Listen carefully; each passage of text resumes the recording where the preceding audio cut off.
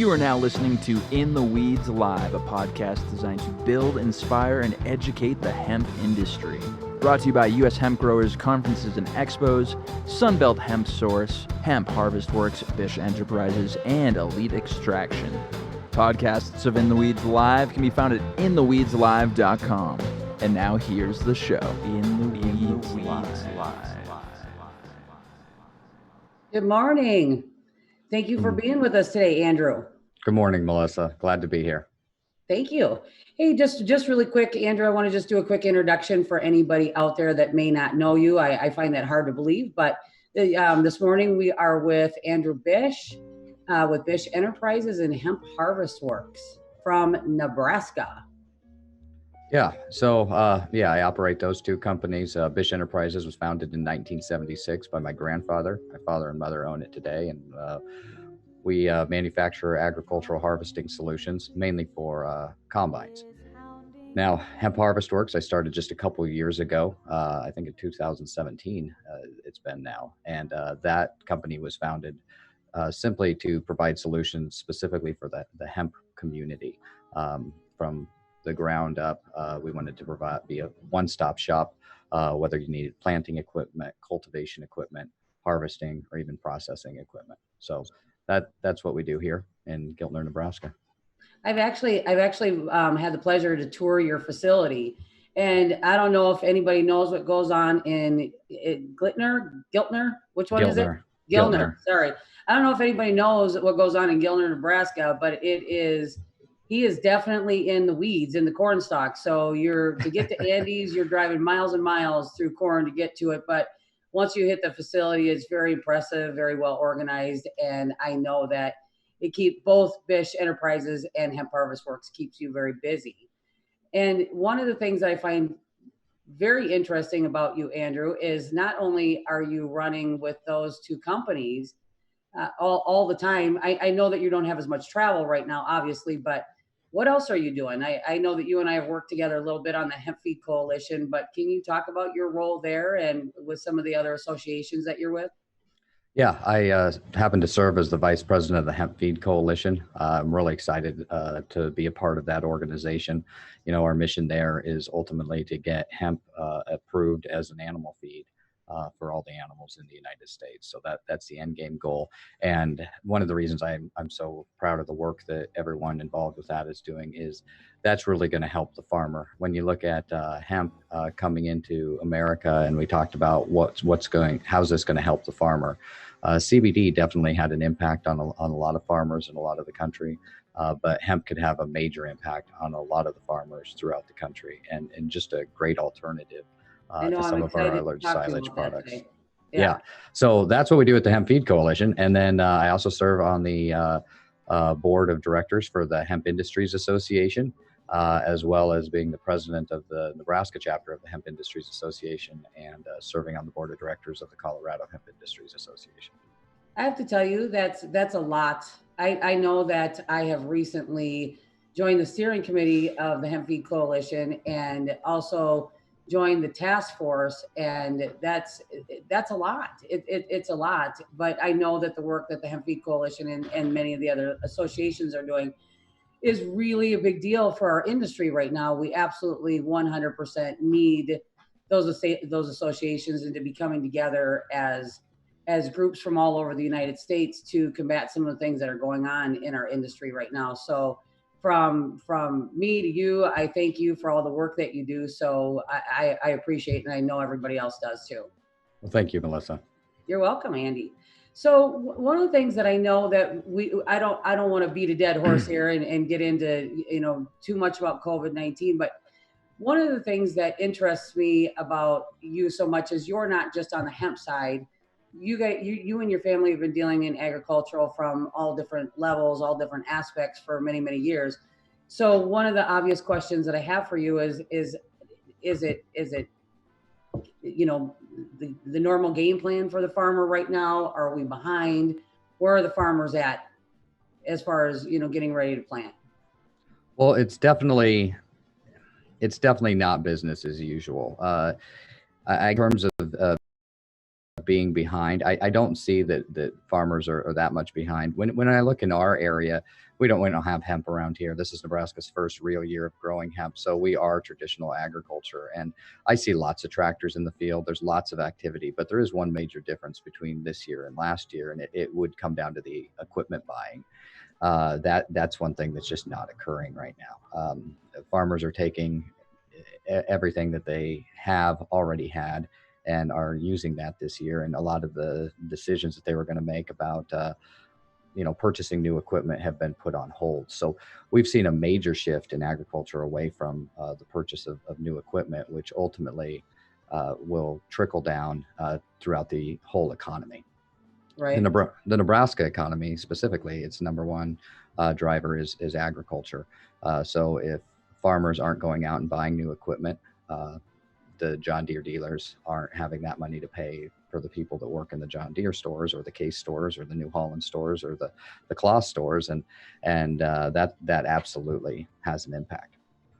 We actually live 20 miles from the Case combine factory, and to give you an idea of the impact of what the purchasing has done throughout the United States, the combine factory for the first time in my life is closed. They're not operating. And the production of combines has slowed way down nationally, as Deere has actually closed down some facilities as well. So definitely is having a major impact. But in terms of seeds in the ground, I'm seeing lots of activity from traditional agricultural farmers using the equipment that they had last year to make work this year. So they're just get through it, sound, to get the season up and running. Yeah, capital investment is mainly out the window at this point. Yeah. So one of the things, I just watched a news story out of Idaho, where there was a farmer that instead of dumping his potatoes, I think he said he had enough 10-pound bags for 600 families that they were dumping because they just don't have the people to come in and work. So are you seeing that across the agricultural, wait, maybe that's not the right question. Are you seeing that in, different types of ag, not just potatoes? Because that's really what we have up here. So no, I heard a lot of people dumping.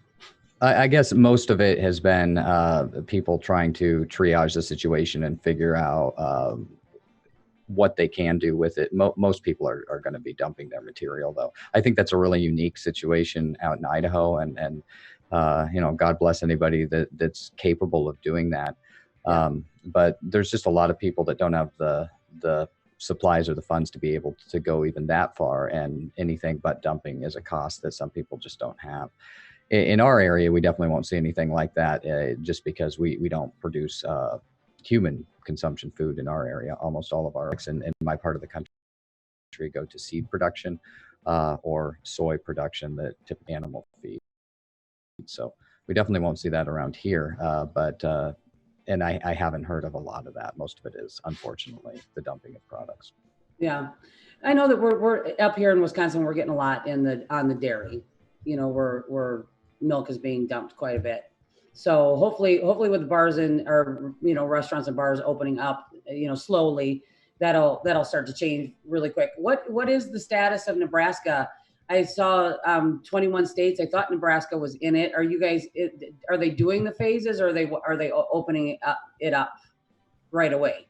So Nebraska is actually our governor has never been really strong on keeping people away from each other. Okay. So Nebraska's been a little bit easier to live in, I think, than a lot of states. But he has announced that cities like Omaha and Lincoln are starting to do rolling out of restaurants, people being able to eat inside of restaurants, not just buy food from restaurants. So that's very positive.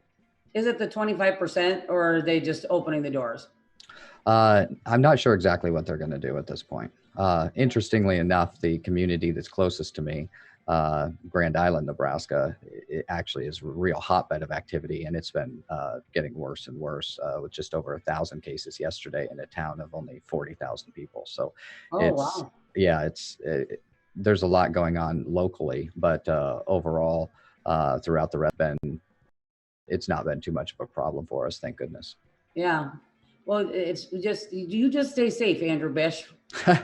Well, I've told people this before. I've been social distancing for the last 38 years. We've got the town I'm from is 370 people. It's hard to get within 6 feet of somebody sometimes. Do you have a bar in that town? We actually, well, of course we have two. That's the thing you have to have in Nebraska, at least one, if not two bars for every 300 people. It's funny because in our little town, Kate, what is the makeup of our town? In Amherst Junction, there's 303 of us and 4 bars. Yeah, there's 303 and 4 bars. Yeah, so you get it. But we're like Wisconsin. Nothing to do. We're like Wisconsin without the trees and the hills and the grass. Is all things true, Andrew? We know. Trust me. I believe. I trust and believe you. I've been there. So, well, you know what? What I want to do is we want to get into when we come back from a break. Dave, right now is a good time to take a break because I want Andrew to get into what's going on in Nebraska with the hemp licenses. So we'll talk about that as soon as we get back from the break. Okay. Looking forward to it.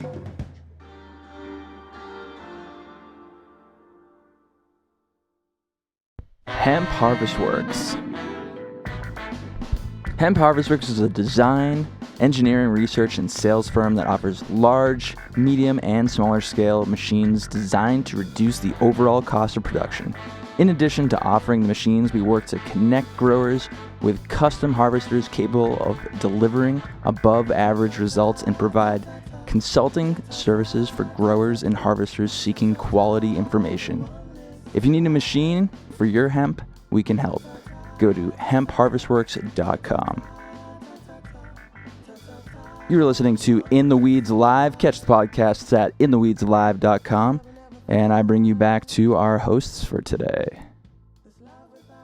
Hi, we're back. And we hope you're watching. Thanks for being here with us, Andrew, on an early Saturday morning. Well, absolutely. For you, is it really early? No, this is not early. This is mid-morning. This is mid-morning. Have you had breakfast yet? Yeah, of course I did. We did that about 6 o'clock. Was it a bagel? No, I'm not a big bread person, so I'm much more about the eggs. I just want to make sure somebody cut that bagel for you. That's funny. That's funny. Hey, okay. All right. So, Andrew, I know that you have spent a lot of time working on getting hemp in Nebraska. I know that you've, flirted with that line on trying to get things situated in Nebraska. So can you talk to us about how that rollout is going and where you think you'll be at the end of 2020? From a state perspective, I would say that the rollout for this season is going very well. We've really had no issues. The state has been very easy to work with thus far. The challenges obviously coming to the IFR and compliance with that are going to be the issue that I think farmers are going to have. We haven't seen the level of interest that we saw last year. I will admit that. In last year, the application period was open for just 1 week, and I don't know if that spurred more interest or what exactly it did, but we've got about a quarter of the people that we had last year. I think 183 or 186 people licensed or attempted to get a license last year. 10 of them received it. This year, I believe there's been almost 50 people apply for either growers or processor permits, and all of them will be receiving their licenses this year. I do expect a couple more licenses to get issued, but we're not going to see the hundreds of people that we expected to see last year. So that's a change. Yeah. I know. I think all of us are seeing that in our states. I know that when we did our show last year in Minnesota, they were reporting over 2,000 licenses. How many growers and processors, I don't know. But that was tough for Wisconsin because a lot of people acted on those licenses. So we're having a little bit of a rough time getting rid of product like I know so many other people are. So out of those licenses, are you going to see just CBD, or do you think you'll see some fiber or grain? No, I'm actually really excited about the fiber and grain aspect. We've been we became a licensed seed dealer last year, and we've been providing some genetics for grain and fiber varieties throughout the state, as well as working with the university on some projects.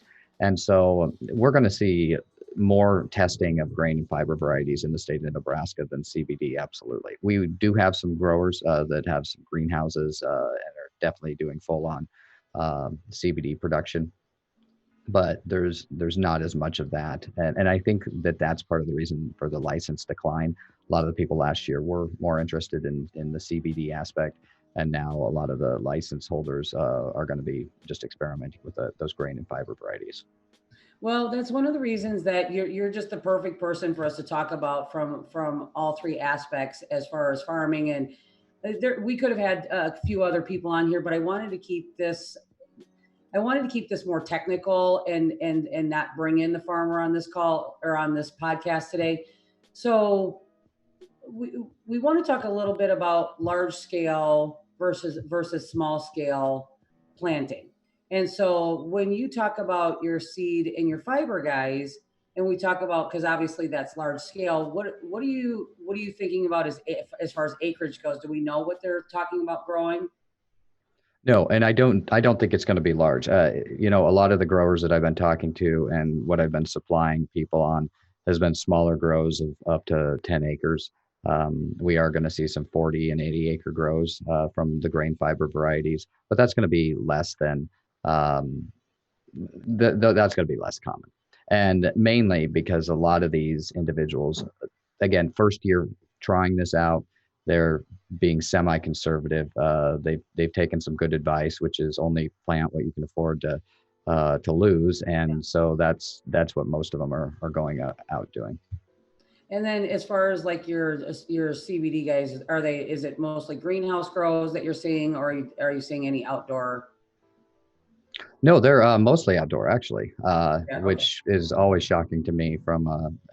If you come to Nebraska, I joked around last year that we had more acres of hemp in our ditch than Colorado grew on purpose.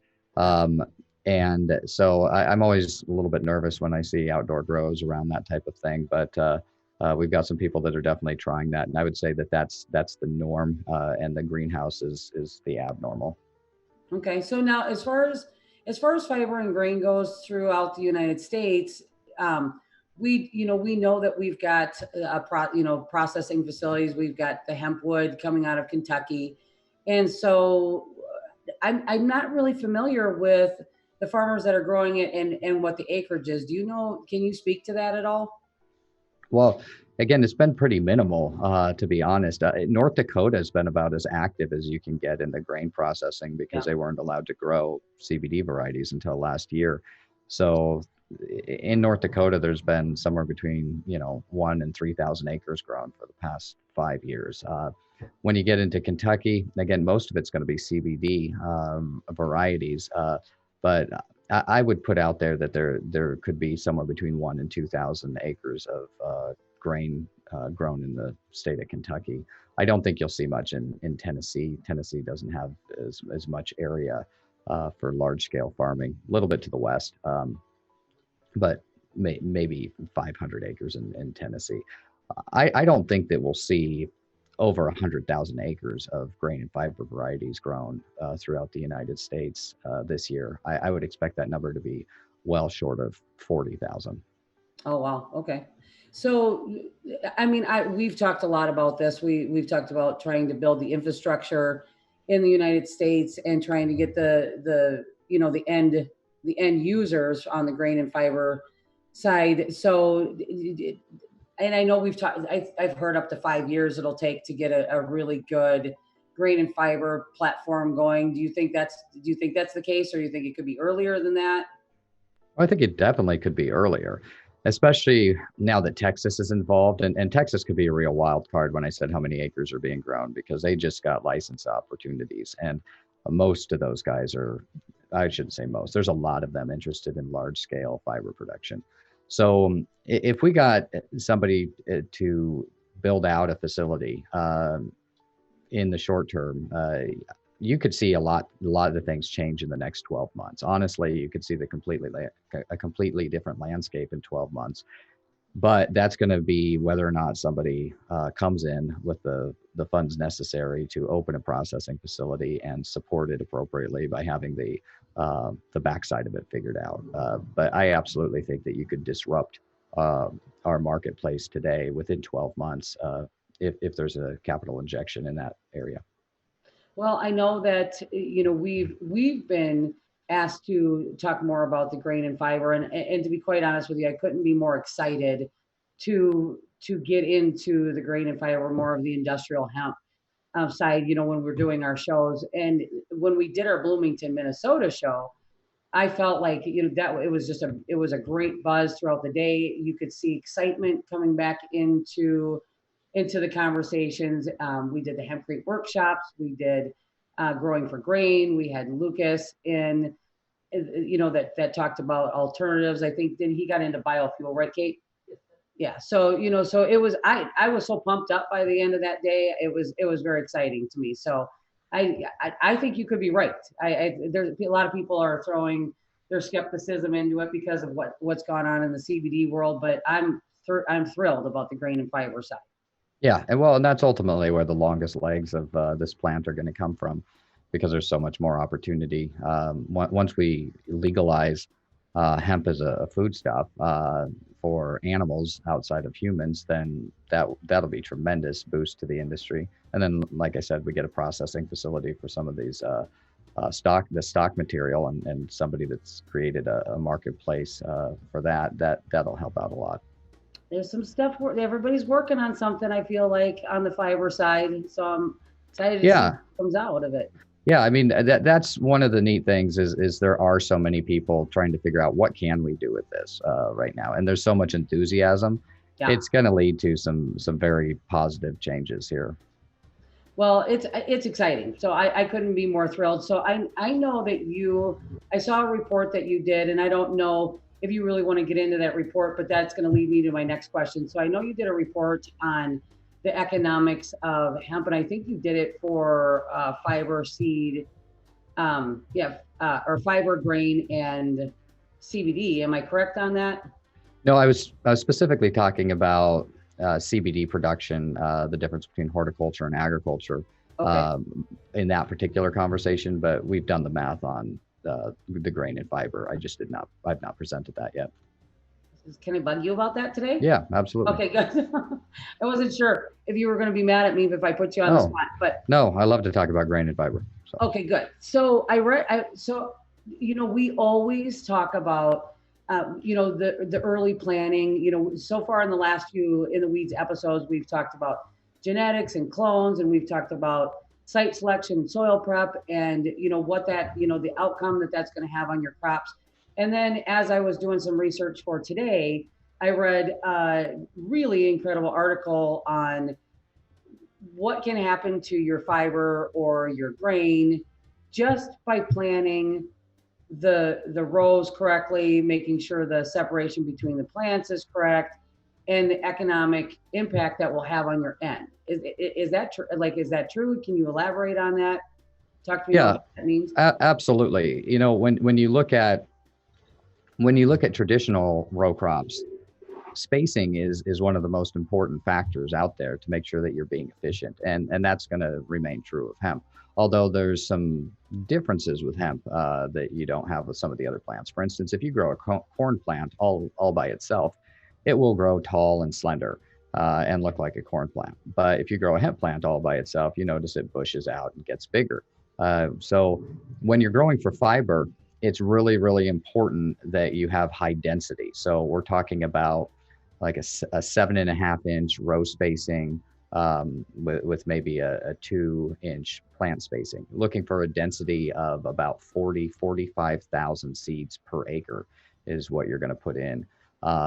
Ultimately encouraging that plant to grow tall and slender. That's the reason for the tight row spacing. And the reason you want to get it as tight as possible is because you don't want monster stalks. I know some people get very proud of their big, thick stalks, but the fact is big, thick stalks don't decorticate well. And they're excessively woody.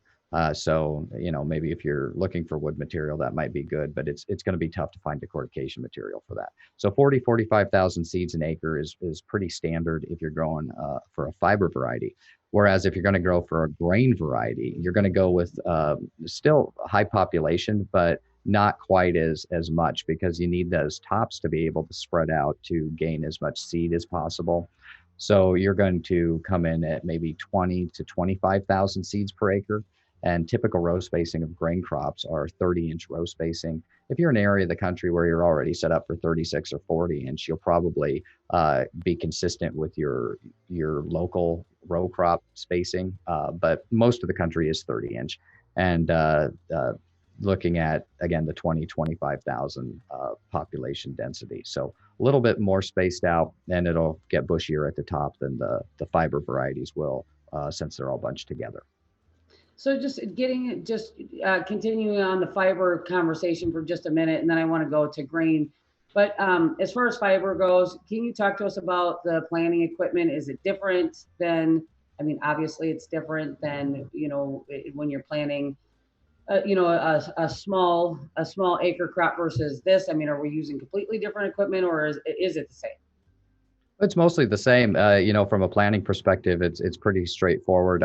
The biggest challenge with hemp is on a planting perspective, when it comes to machines, there's a lot of different seed sizes out there. So it's important to get the appropriate seed plate for your planter, your drill. That's likely to be the biggest challenge you're going to have, and that is not a very big challenge to overcome.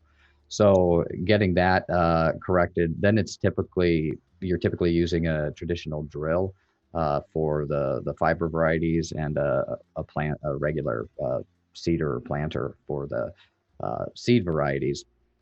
And you're just planting them just below the surface. So 1/4 inch deep, pretty shallow planting is typically what you're doing. But standard agricultural equipment will work very, very good for planting hemp without a lot of modification, just changing out those seed plates.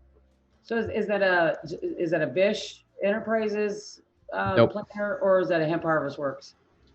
Well, so Hemp Harvest Works does sell planting equipment for this. And if you have any of our equipment, we can help you out with seed plates. If you don't know where to get an appropriate seed plate, you can contact us. And we know a lot of vendors throughout the United States that can quickly and easily get a customer what they need to be set up for this. Now, Andrew, you said that you guys are certified seed sellers. I'm sorry, was that on fiber, or is that on grain? In the state of Nebraska, they don't really distinguish. So I can sell hemp, any type of seed I'm licensed to sell in the state of Nebraska. Okay. All right. So as far as just jumping into grain, what's the difference on seed and row spacing on grain?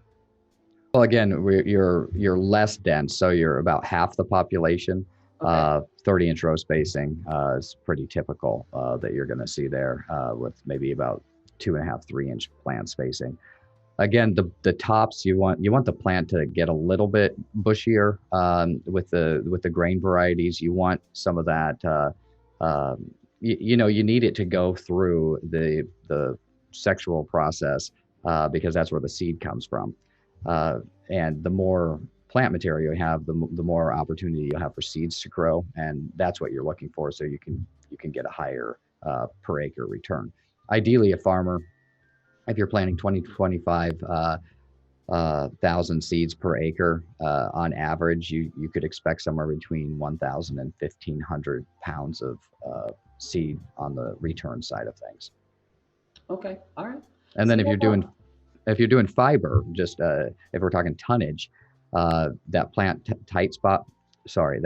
tight plant population density with the correct fiber variety could lead you to 3 to 5 ton per acre. So if you're talking about like a company like Hempwood, and this is I guess this is kind of a hard question, but I'm just curious to know, for us to supply the company Hempwood, and they're growing as fast as they are, Do you have any idea how many acres it takes to supply a company that is growing like hempwood is? I actually don't know what their throughput usage looks like, but if I did, I could determine that. I'm not familiar with that at this point. I apologize. Okay. And I don't think they're talking about it a whole lot, but my curiosity comes from, just once we start building the infrastructure, what is that actually going to look like as far as acreage goes and the demand? Because one of the biggest mistakes that we saw on the CBD side, as everybody knows, is we overproduced for what we need in the United States at this point in time. So, obviously those are questions that farmers are asking, right now. Am I going to get into the same situation? So, well, absolutely. I mean, I guess one thing I would tell farmers right now that are going into grain and fiber, you are going into a market that has no outlet. So, but I think I've encouraged the oversupply of fiber production because we are really in a chicken and egg situation. And if you've got farmers that can afford to grow, a pivot corner that they're going to not necessarily yield much from anyway, and they can put 5-10 acres aside and produce fiber. If an entire state were to be able to do that, for instance, I don't know how you could keep a processing facility away. Part of the problem with processing ultimately comes down to the logistics of moving the material. So you need to have a supply of it. And so I just always encourage farmers this year to look at the fact that you have not an outlet for this. Grow it, let it sit. Within the next 24 to 36 months, somebody will want those bales if you took care of this plant properly. But they don't want them today.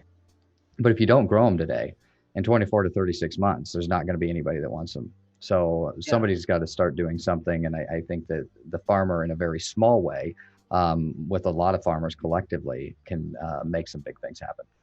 I like that message because as we said, we're not, we don't necessarily have some place for it to go, but I feel like there's so many people working on the industrial hemp side on fiber and grain that if you want to try it, you should be doing it right now so that you're not behind in once the demand is starting to be there. Now, I do know that we U.S. hemp growers we're starting a couple of small projects, and for us to find hempwood wasn't easy until we found Hempwood, the company. Does that make sense? Yeah. Anyway, so a little oxymoron statement, but once we found them, it's been pretty easy to get our stuff in, and I can't even wait to see what our prototypes are going to be. So I would tell people, grow it, see how it grows, make sure you've got the right seeds, get connected, actually spend some time on this instead of just running right out and dumping something into the ground. So that's a great message on your part, Andy. I like that. And I know we're doing a lot of work with the U.S. Hemp Builders Association, and every time I talk to that group of people, I get so excited about where the industry is going and how hard they're pushing on the industrial fiber side. Yeah, and they are a great organization. I'll echo that. That we need people like them going out and showing us what can be done, because once we can see what can be done, it can easily be replicated.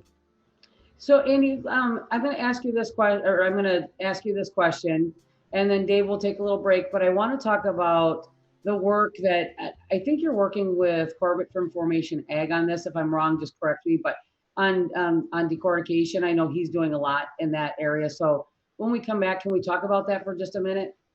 Sure. Okay. All right, Dave, whenever you're ready.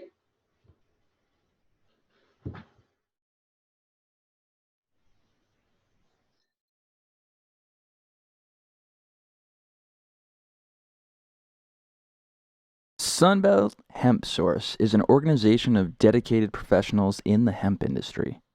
We focus on excellence and creating industry standards through class-best genetics, 500,000 acres of managed farmland, and free-release solventless processing.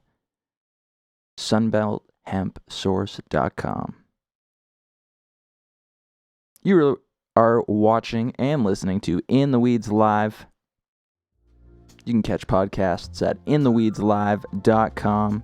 It's brought to you by U.S. Hemp Growers, Conferences, and Expos. Of course, Sunbelt Hemp Source, Hemp Harvest Works, Bish Enterprises, and Elite Extraction. And back to the show. Here's Melissa and Andrew. Hey, Andrew. So, really quick too, Dave, do we have our call-in number available? Because I know so many people are excited about the industrial hemp portion of these discussions. So I just wanted to see if you threw it up there yet. It is now up, and people can call in right now. 617-475-0903. Hey, everybody, if you're listening, definitely take a minute to call in and talk to Andrew. Wealth of knowledge across all, the entire hemp industry, but we're really excited to be talking about the fiber and grain portion of the hemp industry right now and its possibilities. So, Andrew, going back to the decortication system, I was privy to a great conversation that everybody was having in Bloomington about how fine everything needs to be ground and what it needs to be ground for different materials. And that's actually a big source of research right now. Am I correct on that? Yeah, well, one of the challenges that we have is there haven't been, because there's no outlet, there's no marketplace, there is no standard. So decortication is a thing that exists in the world, but one decorticator to another decorticator to another decorticator just simply produce different results at this point because there is no basic standard. So do you know when it comes to, do you guys have any knowledge on like with what they're using for like the hemp wood versus, how they would decorticate it for fiber for fiber? Yeah. So, I mean, basically, I'm not exactly familiar with their process at hempwood, but it's just different levels of processing. So decortication is, if anybody's not familiar, is the simple act of separating the stalk from the woody material. But typically what you have is various, what we call in the industry, passes of decortication. So first pass decortication, you have most of your stalk separated. You have most of your stalk separated into wood and fiber particles. The hurd, which is the woody material, at this point still has some of the fiber particles in it, and the fiber particles still have some of the woody materials in it. So then what you do is go through a second stage of decortication, which will typically take a higher percentage of those things off. So you have cleaner material. Now, what are you trying to work with? Are you trying to work with the hurd? Are we trying to work with the fiber? Are we trying to work with both? Because what will happen next is each of them have their own stage that will result in cleaning. So if it's the hurd, it'll have to go through some sort of cleaning process to get the rest of that fiber out of there. And then if you're going into fiber production, you still got to get that small amount of hurd out of there. So then we start from a fiber perspective, we start getting into a lot of the same equipment from cotton ginning and working with other linens. The way that they start to clean and separate those fibers and start to turn them into yarn.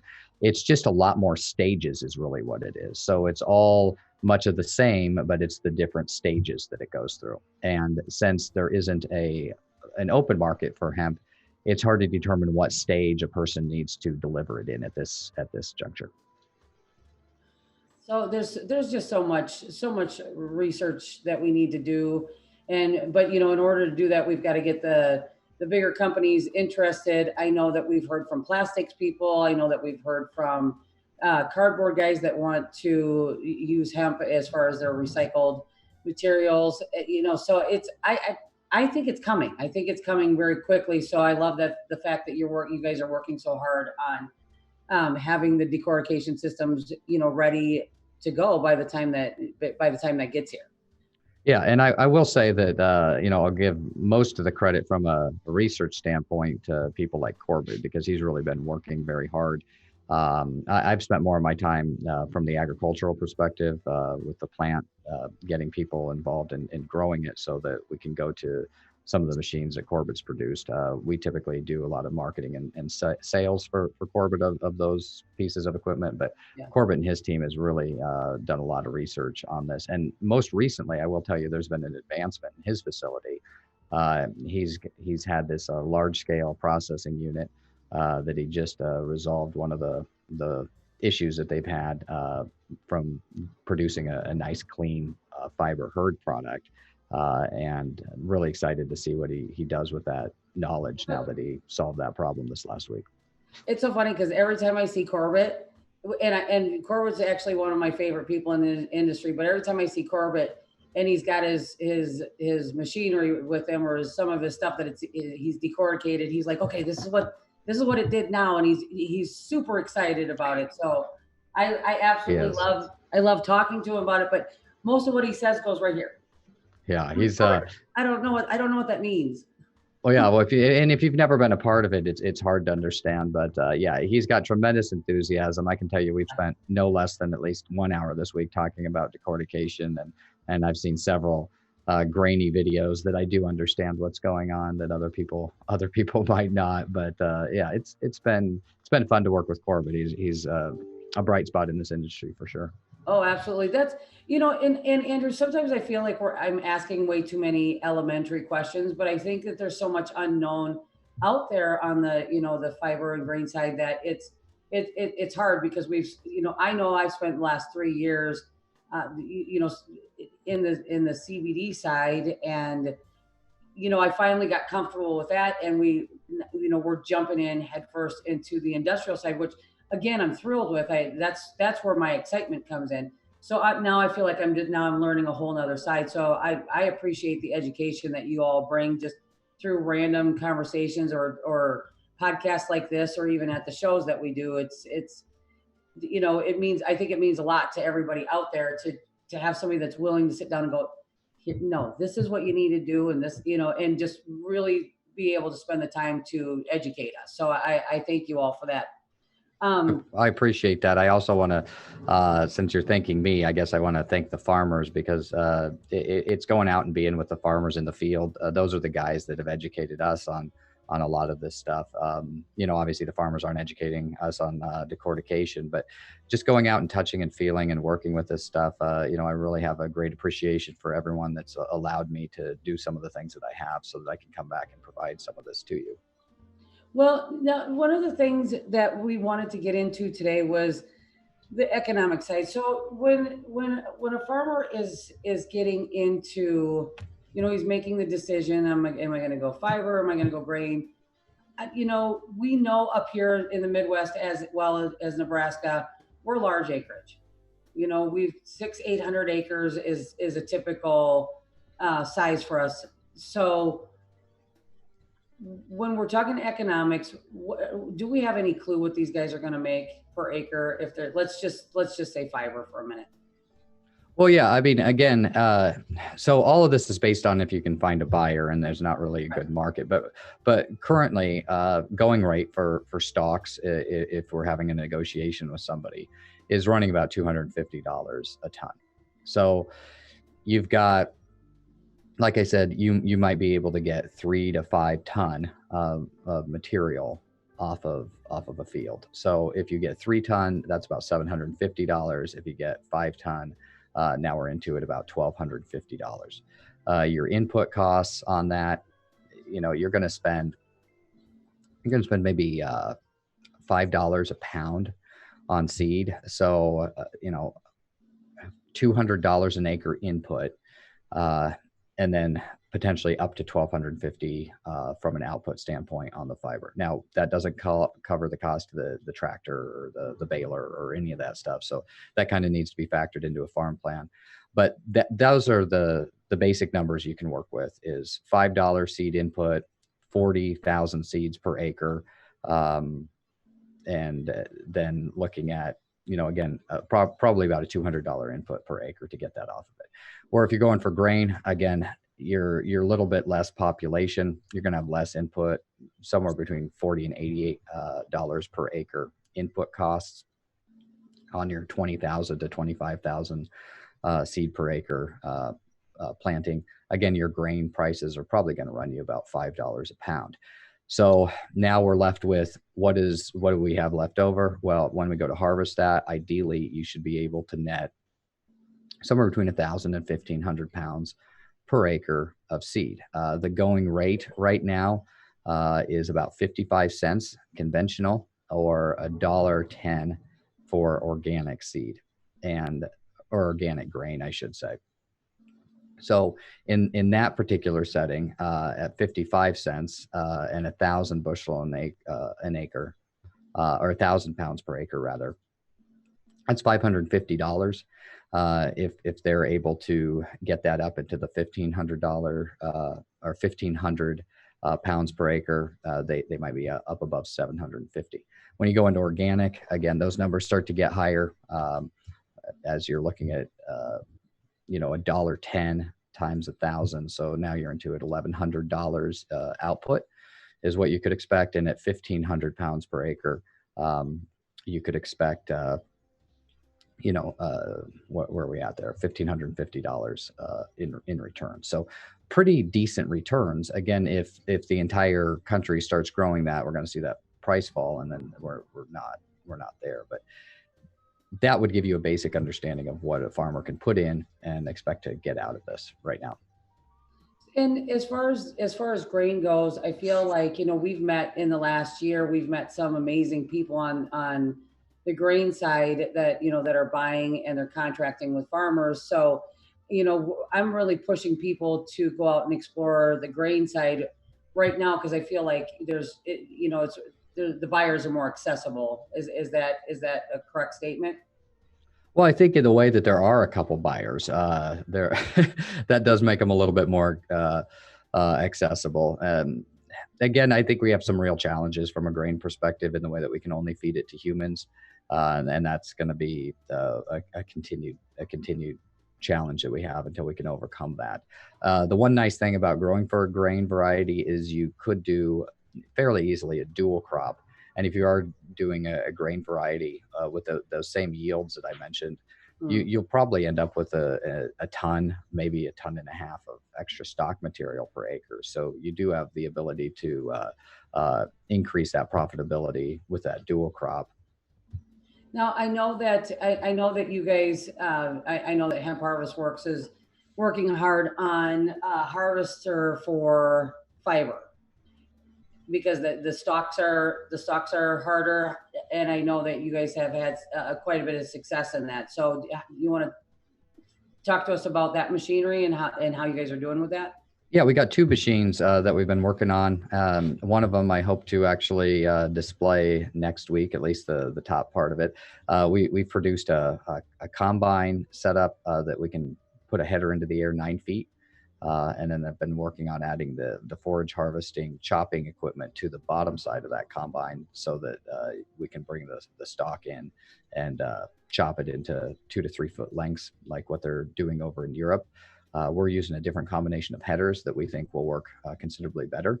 And our costs for production are going to be considerably lower than what it would cost to import an item from Europe to do some of the same basic things. So next week, we'll have the top portion back from our powder coater. We'll have that assembled, and we intend to put a header on a John Deere combine 9 feet in the air towards the end of next week. And then, go ahead. Are you guys going to be able to? Are you guys going to be able to actually show that working, or is that? Well, no, there's nowhere around here to show us going through the field. But what we're trying to show is that this is viable and we can produce this. We know that the concept is solid. So unfortunately, we won't have any material around here to test at this time. But we've got to get it out there now so that producers know it's available for this season. Otherwise, they're going to miss that opportunity if they are looking to do that. And we've also got a less expensive setup because that's going to be a costly proposition. We're probably looking at $350,000 for that complete setup, which again is going to be cheaper than what you're going to get from Europe. But we've been designing a pull behind sickle mower, 3 and 4 stage sickle bar that can just attach to the back of a tractor. You can pull it through the field, and that'll allow you to select what length of cut that you need. And something like that's going to come in, probably less than $150,000 at the end of the day. So we will have at least 2 options available for high velocity fiber harvesting this season. Very nice. You guys are doing so many cool things at Hemp Harvest Works. We're always excited. We play your videos here at In the Weeds Live. So definitely, once you get that up and running, send it over to us. I think Dave Crespo has put some audio behind it for him. I think he reads it for you now. That's Right, real. Dave? Yeah, live. And I've been terrible this morning, so I'm sorry. I'm nervous since you're here. And it's okay.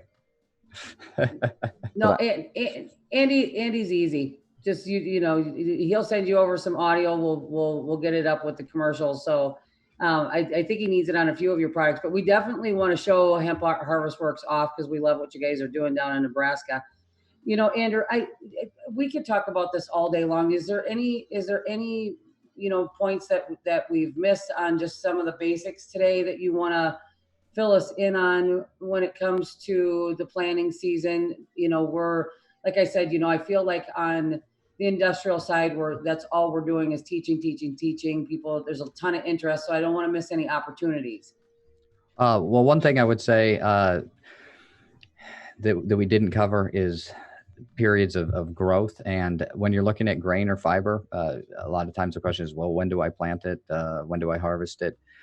Your fiber varieties, if you're just doing a fiber crop, you're typically only going to let it grow 80 to 90 days. So that's a pretty short season, which gives the farmers a lot more flexibility if they're doing just the fiber. If you're doing a grain crop, and then you're going to be into it at least 120 days, possibly up to 130 days. So a little bit longer growing cycle. And then if you're cutting the stalks down, that's going to happen at that point as well, not the earlier period. I cannot believe I missed this because we actually had a great conversation last week about this on the CBD side. So thank you for bringing that up. So up here in the Midwest, am I growing? Can I get 2 grain crops in a year? Do you think? It's been discussed. I've never seen anybody do it, but theoretically, if it were planted at the right time and harvested, you would have enough time to turn that around. If the seasons worked, if everything aligned well and Mother Nature was helpful, you could make that work. I think there needs to be some more experimentation with that. It's much more viable the further south you get. Right now, okay. So let's. You had said something earlier. When we talked about growing, maybe growing now and then storing. Do you want to talk about some best practices on that? Because I know we've got all sorts of issues in the industry with storage and moisture. Does that matter on the fiber side? Oh yeah, absolutely. You want to make sure that you do have that product covered. You don't want to leave it outside exposed. You can leave it outside covered. But I wouldn't use the things like those blue tarps or anything like that could break down and get into the fiber, because then you'll have to be separating that out. Nobody wants that. So make sure you have an appropriate linen tarp, or maybe you could go out and get a hemp tarp. That'd be exciting. But you do need to keep it covered and safe from the elements. A lot of guys do put it indoors. But a lot of people don't have the storage for that. So it's fine outdoors as long as it's going to be covered. But if it's going to be uncovered, you're going to have a lot of problems in terms of loss for that. So it'll store pretty easily. And then the grain can store in a grain bin, anywhere from 6 to 18 months if it's been taken care of appropriately. Make sure that you have stirrers in your grain bin. You're keeping that dry down to somewhere between 10 and 13% moisture on the grain side of things.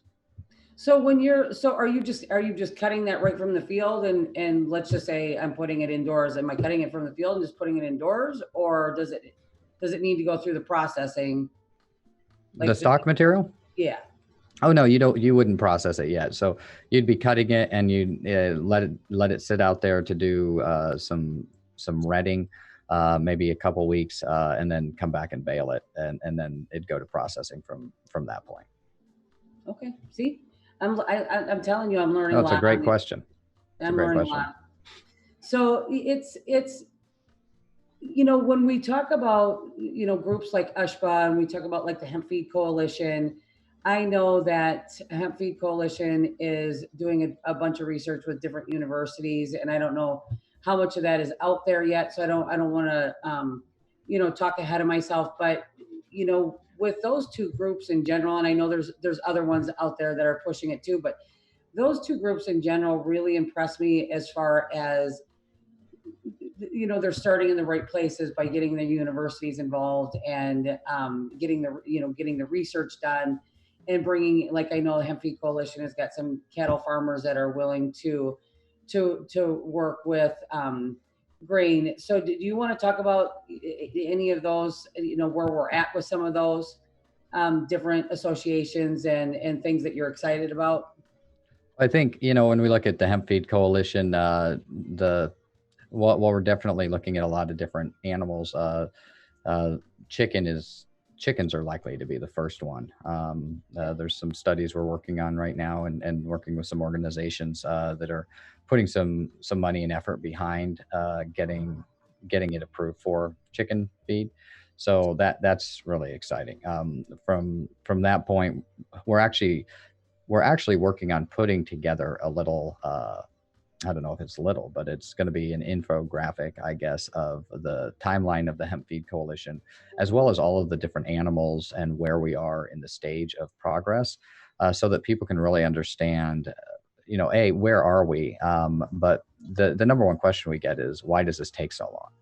And once we get this information out there, I think we can be able to answer both of those, which is, here's where we are, and if you look at this, you'll understand why it takes so long. Which, Right. honestly, it shouldn't. Ideally, if we could get hemp as generally recognized as safe, that would solve all of our problems, and that's an effort that's actually underway, or will be underway, by some people I've been talking to, including myself and the Hemp Industries Association, but working at trying to possibly just get it viewed as a generally recognized as safe product, so that we don't have to go through all these hoops with the FDA.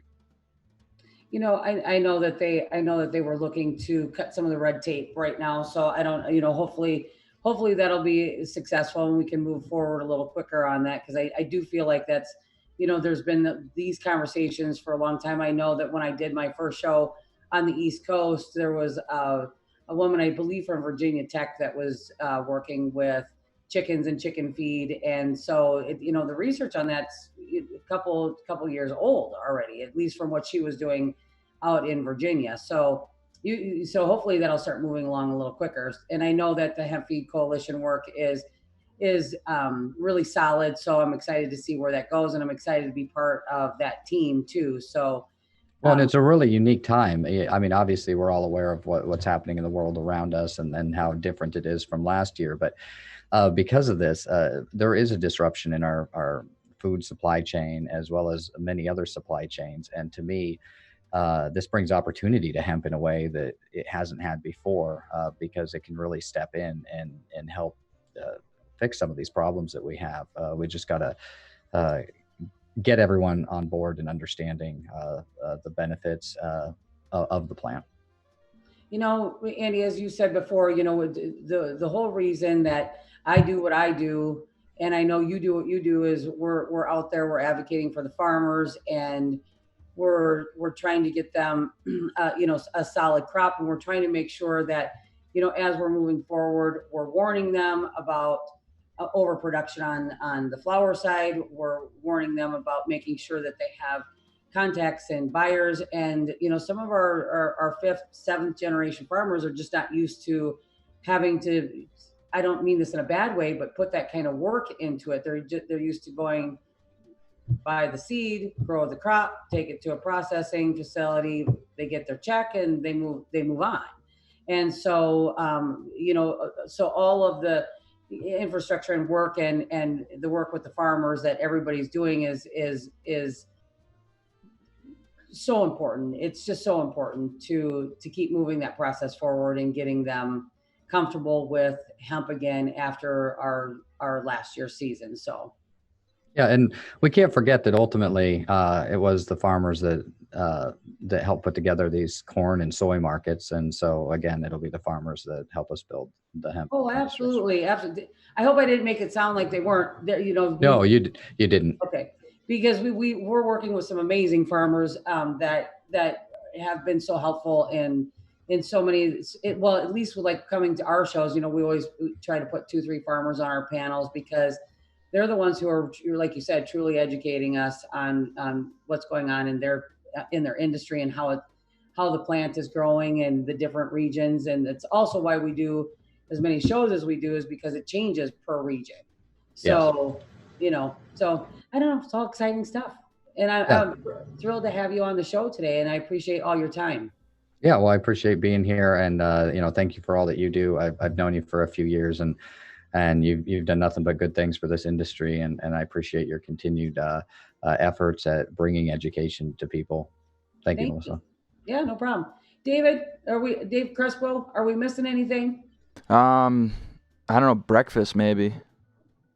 Well, I know that it has been a very long week for Melissa Peterson, and we have some nice weather up here, and I know Andrew Bish is a very busy man, even on a probably gorgeous Saturday in Nebraska, hopefully. We got lots to do this weekend. Yeah. So what we're gonna do is, if we don't have any calls or questions, then I'm gonna conclude today's In the Weeds Live. And again, thank you, Andrew. It was awesome to have you here. Always learn from you. Thank you for letting me be here. No, it's exciting. Thanks, Dave. Yeah, it was a great show. Okay. You guys have a good day. We'll talk to you soon. Okay, thank you.